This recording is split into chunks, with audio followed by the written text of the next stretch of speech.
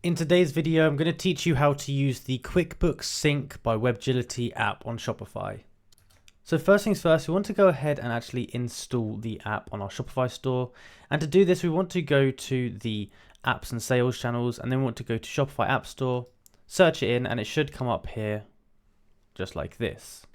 Now you can see this app is 15-day free trial, and then it's $59 a month, so keep that in mind. We want to click on the install button, and it should install onto our store. We have to just grant it access, click install here, and it should be ready to go. Now first things first, it's going to ask us what plan we want to pick, and we can start basic, pro or advanced. Inside the basic plan, it allows you to have up to 250 orders a month. Pro is 500 and advanced is 1,000. Now this is not a lot of orders for a store, but I'm just going to start with the basic one for now. At this point, if you haven't already, it's going to require you to put your card details in so that it can verify you've got a real card on file, and it can charge you after the 15-day free trial. So make sure that if you are just trying it out, make sure you remember the date and you cancel it in time so that you don't get charged for this if you don't want to use it.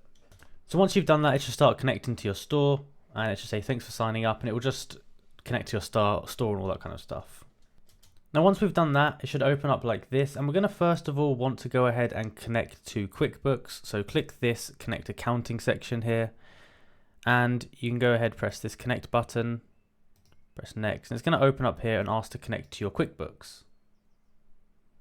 Once you've connected it up to your QuickBooks account, it should show up all your data here, and you can go ahead and just post all of your information directly from Shopify into QuickBooks, including your revenue, profit and losses, all of that kind of stuff, just to make it easier for you to manage and sort through QuickBooks. That's basically how you go about using the app. If you enjoyed the video and found it useful, be sure to like, subscribe, and comment down below that it helped. Thank you for watching.